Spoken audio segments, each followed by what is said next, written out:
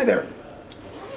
As I told you in an earlier email, one of the things that I do, since we are online, is I give you an orientation to each module. So this is going to be a double orientation. The first part is going to be the one or two things in the course that are slightly different. And the second thing is going to be the orientation, very brief one, to the first module. I'll be sending you a number of individual communications because I figure that's the best way to keep in touch. There'll be an announcement every week. All the standard stuff you're used to. Sent you the syllabus so you know the textbooks we're using. I'm really happy we have the Trudy Beers, Ron Head, and Jim Palmer stuff because that's all brand new. The textbook itself will be helpful. Some of you I know are in the class because you're interested in working in the four-year context. Well, that first book we're using is great that way. Course objectives are all fine. You all know about APA, at least I hope you do. By now, you're far enough into the program. A couple things I need to talk to you about, though. The one is you will see in the modules a little phrase called colleague assisted. Now, what does that mean? It simply means that we don't want this course to be entirely theory. We want there to be some real world. So what we're doing is I've got the list. I worked with Dr. Roberts, and hopefully you're still working where you were working when last you communicated with Dr. Roberts, because I have where most of you were working. And what I'm going to do is I'm going to pair you up. Now, if it turns out your job has changed, and it could well, then all I need to know is where are you working now. The key idea is that you will be talking to a partner who is at another institution. And when the time comes to look at what is being done with finance and budgeting at that person's institution, he or she will talk with you about it, and you will talk with the partner about your institution. That's why in my earlier email to you I said, I can't pair you up with your own institution, because that way you're going to be sure to get a, shall we say, a broader range of view of how budgeting is done. And the one thing I think that you'll learn very, very quickly about budget and finance is that we have national accounting associations, we got all sorts of groups of people who will tell you how you should do it, but every institution I've ever been with does budgeting just a little bit differently. That's probably the major difference in this class. I'll be sending you some, as I go through them and find some other things, I will be sending you some other notes. I do want to emphasize, I'm going to look at my watch because I promised we would only do 10 minutes. I will not let these things go over 10 minutes. I also want to reiterate that I look at my email at least 3 times a day. And when you send me a paper, if you don't hear back from me between 36 and 48 hours, let me know, because it may be that it didn't make it. Because I've been teaching distance now for, well, pardon a little ego here. When I was with the community college in Hagerstown, we were one of the first of 2 community colleges to start Maryland Online, before it was even called Maryland Online. And I've been teaching online since the very early 80s. And the one thing that makes it work effectively, above all else, is that there is an ongoing communication between the facilitator, me, you as a student, and with the other students who are your colleagues in the course. So that's very, very important. In the first module, let me look at that for just a minute. We start on the 9th. By now you should have your book. I'd like a very short response from you. It's in the syllabus, 150 to 200 words. After you've read Phelan's article in the New Directions, what you think one of the most critical issues is that he raises, because he raises a number. And I'd like you to take this from your perspective. Whatever you do, where you are, is going to be impacted by budget. There's no other way to do it. All reality grows out of that budget.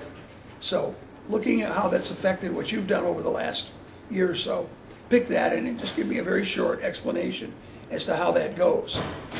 At about the same time, you'll get, within the next 48 hours, you'll get the pairing. As soon as I can get to the computer, this is being taped on a Wednesday They're promising us a huge snowstorm on the Thursday. If it comes, I probably will get to this later because I'll be shoveling snow. And I'm very experienced at that, having grown up in the state of Michigan. So anyway, you were going to talk to them just to get a sense of how budget is dealt with at their institution. The syllabus said that the person who manages a substantial budget. We've decided to move away from that and say budgets affect everybody. So talk to your partner. It may very well be that your partner has very little to say about the budget at her or his institution. But that in and of itself is significant, because what I've found is the more people are exposed to the budget and its reality and the diversity of its elements, the more willing they are to recognize that it's not possible to have every single thing that you want. Another thing that I'm going to be doing a little bit later in the course, I'm not sure if it's, I think it's Module 3, I was really excited to see that it was there, because my career began in a state very different from Maryland. We're fortunate to have somebody else do the dirty work in terms of getting local funding for our community colleges in Maryland, with one exception, of course. I don't remember whether any of you are BCCC, as some call it, or BCCC. That's a state institution. It's the only community college in Maryland that is a state institution. And so they don't get any local funds from the city of Baltimore. But they may get some grant money, but no regular ongoing operating dollars. The rest of us get county money, we get state money, and we get student money. Now, where I come from, and where I did my internship up in north of Chicago, we ended up having to go to the public at election time and request something called millage. For your edification, a mill is 1/10 of a cent. And you have to get them. I'm not going to do all of that right now. I'm simply going to say that there are two different kinds of millage. We'll talk about them, and from there we'll go forward. I don't know how much more there is that you need to be aware of right now. As I said, Barr and McClellan are two very experienced individuals. They're helpful in one dimension because a great number of the CCLDP students that I work with are in the student support services area. And this lady and gentleman, as you may have seen if you have the book, both have a long history of working in student support services. Too often we get all of this direction coming from instruction. Well, I have a very, very, very small involvement with student support services. In fact, I did more student support services in my short involvement with the university. I started at community college, went back to the university as a student, but also got a job working in something called Upward Bound, which is a student support area. It's been going on now for over 30 years. And then came back into instruction. Nothing wrong with instruction. But one of the things that I've been arguing about for years, and pretty much have convinced some people, is that we've had what's called siloing. Two silos go up. I grew up in grain country in western Michigan and know all about silos. But the problem with silos is never the twain shall meet, as Shakespeare said. So what we need to do more and more is create crosswalks between student support services and instruction. At Morgan, for example, they have a very strong working relationship.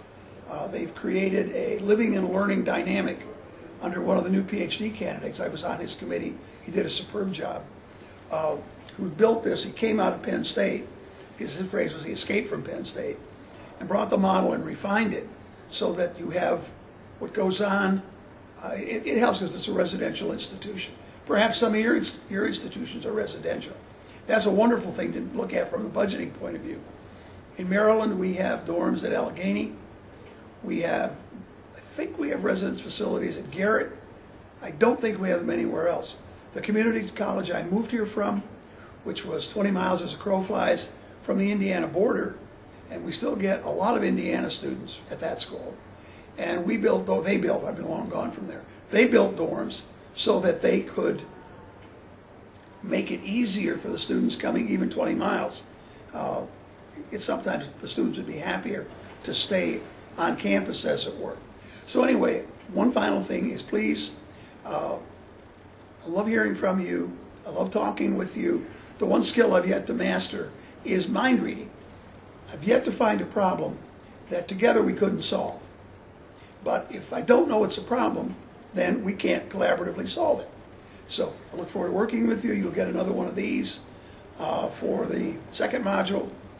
And I've gone 16 seconds over. So welcome. I look forward to working with and learning from you.